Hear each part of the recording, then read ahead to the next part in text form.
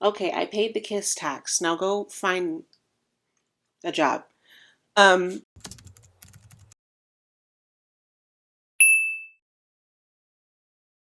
Hi, welcome to Ashburg. This week we are just doing a regular reading vlog. Recently, I have just been DNFing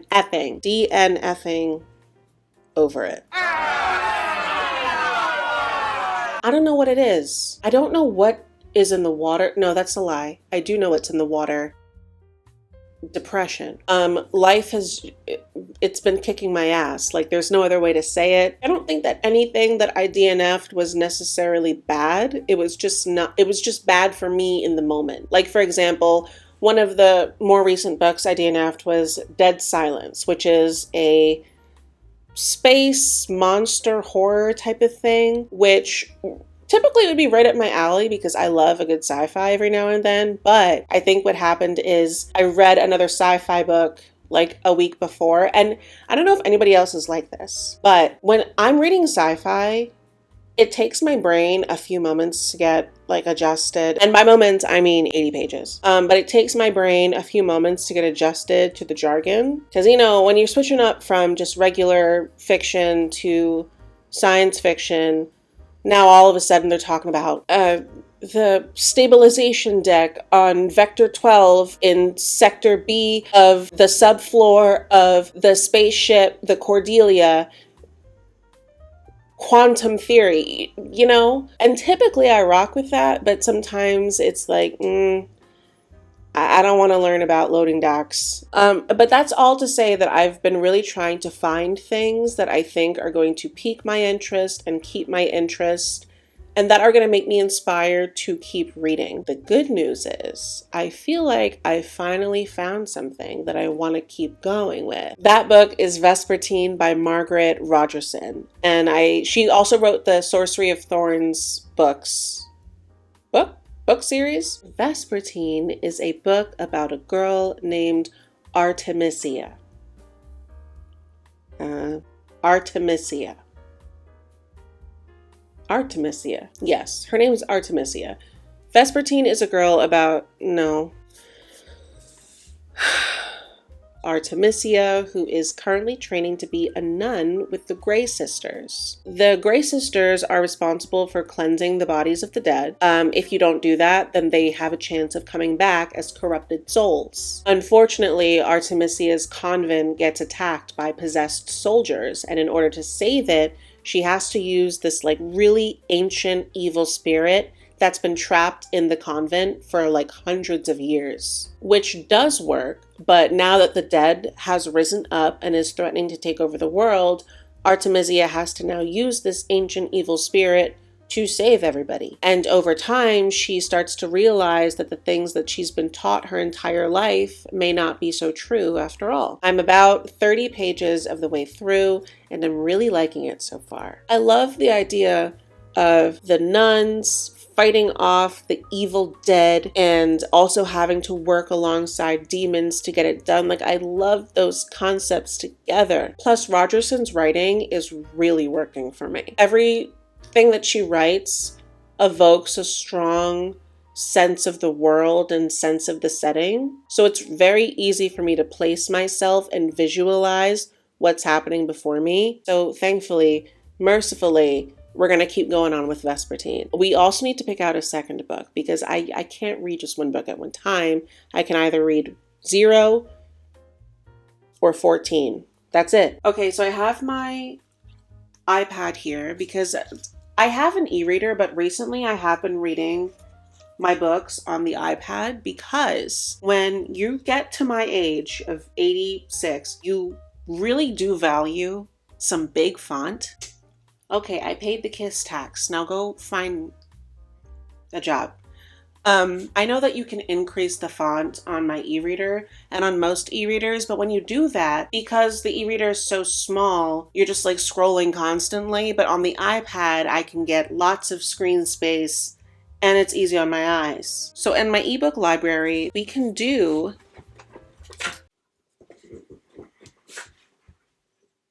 Does that have to be done in here? In the ebook library, I have You're killing me, man. I have In a Dark, Dark Wood by Ruth Ware, a writer who gets invited to the English countryside for a weekend away. She reluctantly agrees to make the trip, but after the first night, some revelations unfold among friends, old and new. An unnerving memory shatters her reserve, and a haunting realization creeps in. The party is not alone in the woods. So that's an option. Maybe Harrow the Ninth by Tamsin Ware, which is the second book in the Gideon the Ninth series, which I'm obsessed with. What else do we have? Over here, I have a few thrillers. And up here, I also have Sometimes I Lie by Alice Feeney. I just read a book by Alice Feeney. God, what was it? Oh, Daisy Darker. I just read Daisy Darker by Alice Feeney, and I thought that it was going to be so amazing, and then the final twist came, and I threw up. Absolute insanity. And then have it not make sense, because I did go back and check to see if it made sense. It didn't. So I'm a little hesitant to do an Alice Feeney book right now. But I do have None Shall Sleep by Ellie Marney. This is, I think, a young adult thriller. Okay, so let's get organized. We're gonna do In a Dark, Dark Wood by Ruth Ware. And then we're also gonna do None Shall Sleep by Ellie Marney. Okay, so this is a psychological thriller about two teenagers teaming up with the FBI to track down juvenile serial killers.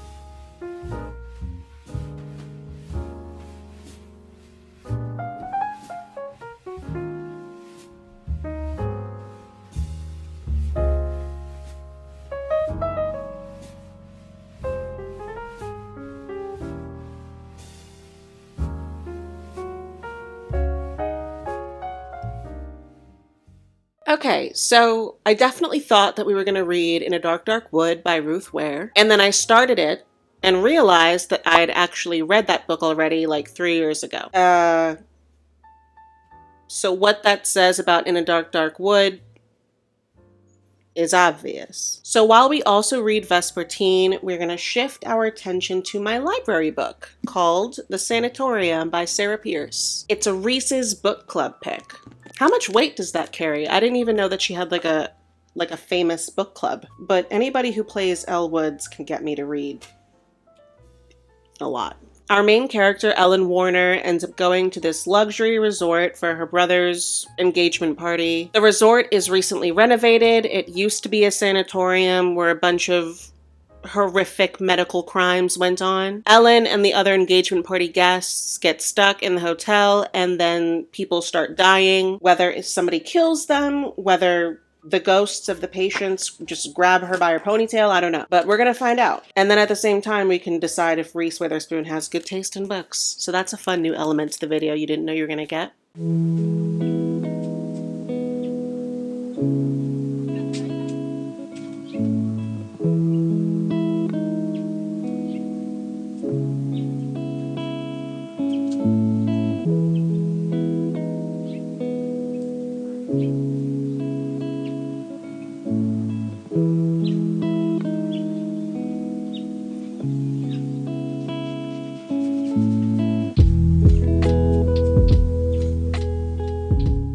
Let's do some reading updates. So, Vespertine by Margaret Rogerson. I'm 76 pages through. Artemisia, at this point, has taken control of the relic that contains the very evil ancient demon. The Revenant, which is what the demon is called, obviously doesn't want to be there. So he's always pushing back at her, always trying to find some way of escaping or at least overtaking her body completely. And it also turns out that if you let an ancient evil enter your body and you fail to expel it when you're finished using it, the nuns take that shit personally. So she's running into that issue as well. Overall, I like it. I mean, I really don't have any notes at this point. I love the plot. I think it's fun. Artemisia is a main character who's not like other girls, but in a way that's not obnoxious. Like, the reason that she's not like other girls makes sense. She's compassionate without being too effusive. She's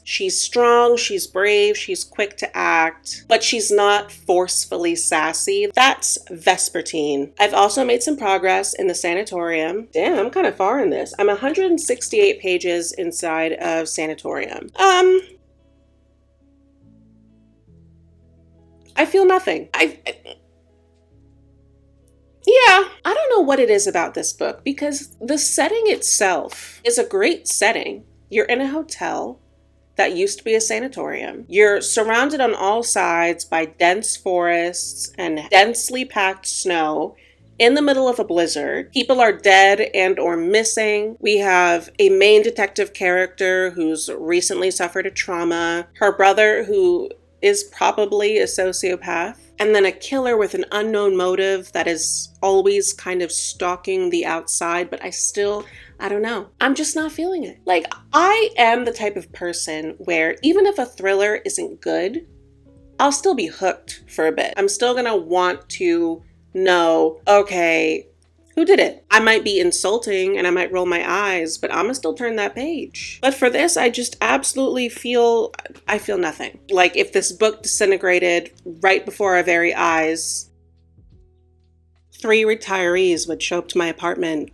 hold me down, and bust out my kneecaps. I don't know if you know this, but they only hire gangsters at the library.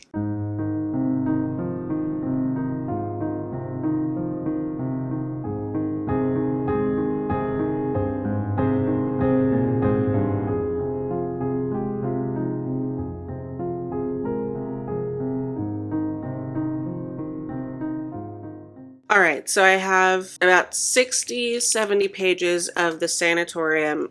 I'm holding her by her neck for 60 or 70 pages of the sanatorium left, and we're going to finish this together because I'm over it. This isn't a bad book, and I don't want to give you that impression because it's not. I don't dread picking it up. It has nothing really going on that's different from the 100 other thrillers that I've read. I think that the setting doesn't do her any favors because we're trapped in a hotel in this massive snowstorm, roads blocked, snow up to your knees, the whole works. And while I think that Pierce means that setting to be very oppressive and like, look how trapped we are, all I can think of is, ooh, snowstorm cozy. A little update for where we are now to give you a little backstory. Our main character, Ellen, she's been spearheading the investigation in the hotel. We have a few more victims of whatever serial killer is stalking the place. Ellen's been dealing with some relationship drama with her boyfriend, Will, who's come up to the hotel with her, which basically boils down to Will being like, hey, we've been together for 3 years. Do you want to maybe move in together? And Ellen's like, you're suffocating me. And then she's also having trouble with her brother, Isaac. They have a very strange adversarial relationship, and they've just been like ping-ponging insults and passive aggression. But I think we're getting to the bones of it all now to see who's behind all of the murdering. So let's read this together, and then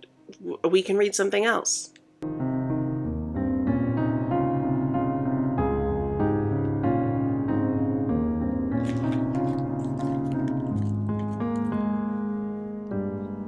My legs are cold.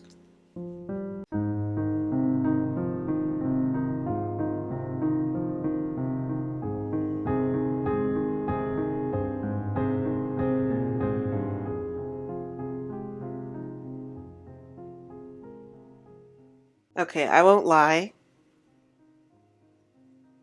I'm a little spooked. I feel uncomfortable. Wait, I'm kind of scared. What was I just saying about not feeling anything?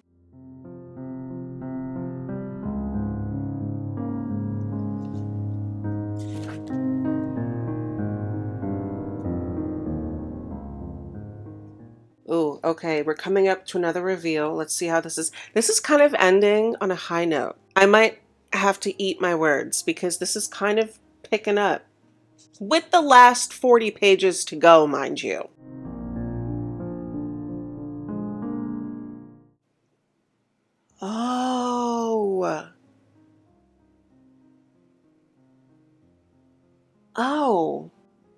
Wait, why? It's been about 2 hours since I finished the sanatorium. And I can confidently say that in those 2 hours that passed, I forgot I read it. I was sitting on the couch, looked over, saw the sanatorium, and said, damn, where'd you come from? The way it wrapped up to me was fine. I didn't mull it over too deeply in my brain, but I think it made sense. The big reveal was fine. The reasoning was pretty good. To Pierce's credit, the epilogue did actually kind of scare me a bit. I wasn't expecting it. I thought we were just going to wrap this up, but it did have me like checking over my shoulder. All in all, I would say like 2.75 stars. I'd bump that up to 3 because the epilogue did make me a little curious. She kind of got me on the hook with that one. Clever bitch. But when I looked it up, the sanatorium has a sequel called The Retreat. So if anybody out there has read the sanatorium and The Retreat, please let me know. What's the vibe? But now that that is finished, we are pivoting our attention to finishing Vespertine, which is still going super well. We'll have a more in-depth conversation about that later on in the week once I read a little bit more, because I think I'm only on page 100 of 400, so I want to get more progress done before I give you an update again. And then I think we're also going to start something new. But damn, this is bright. Hold on a minute. I did have this one ebook come in, An Absolutely Remarkable Thing by Hank Green. This is a book about these big sculptures that people call Carls that suddenly appear on Earth overnight. There's a young woman, her name's April. She's the first person to document the Carl's existence, and she uploads this footage online,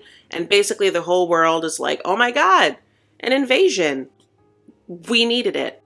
We needed it. But because of everything to do with the Carls, April becomes very famous. The book talks about how April now becomes the person that everybody looks to figure out what the Carls are and what they want. It just sounded like a silly, goofy book for a girl in a silly, goofy mood. Like, I don't think that this is an actual full-out Transformers War Decepticon Autobot situation. Like, I think that this is mostly supposed to be like a humorous, lighthearted, goofy kind of mystery type thing. I just said a lot of genres, a lot of different genres. I don't know what this book's about. I've never read anything by Hank Green before, but apparently this is his debut novel. So we are going to read it together, or at least start it. And then if we hate it, we'll stop.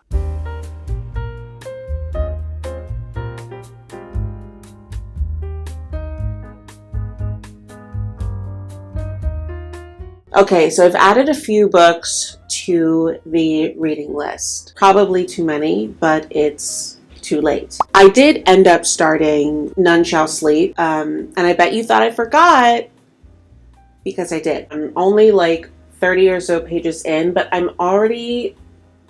have good feelings about it. The two main characters... Here's what I found. It's actually so important that you mind your own business.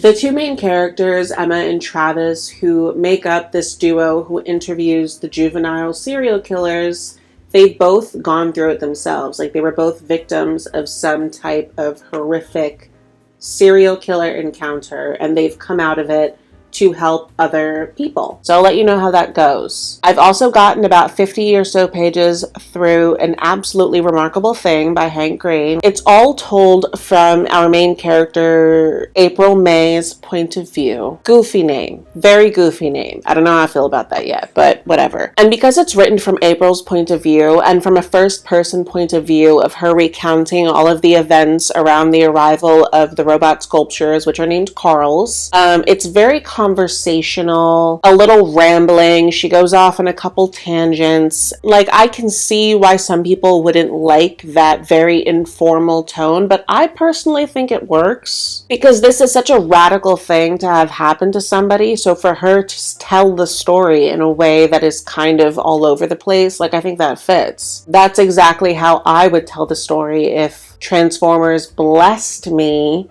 with the knowledge of their existence. Please.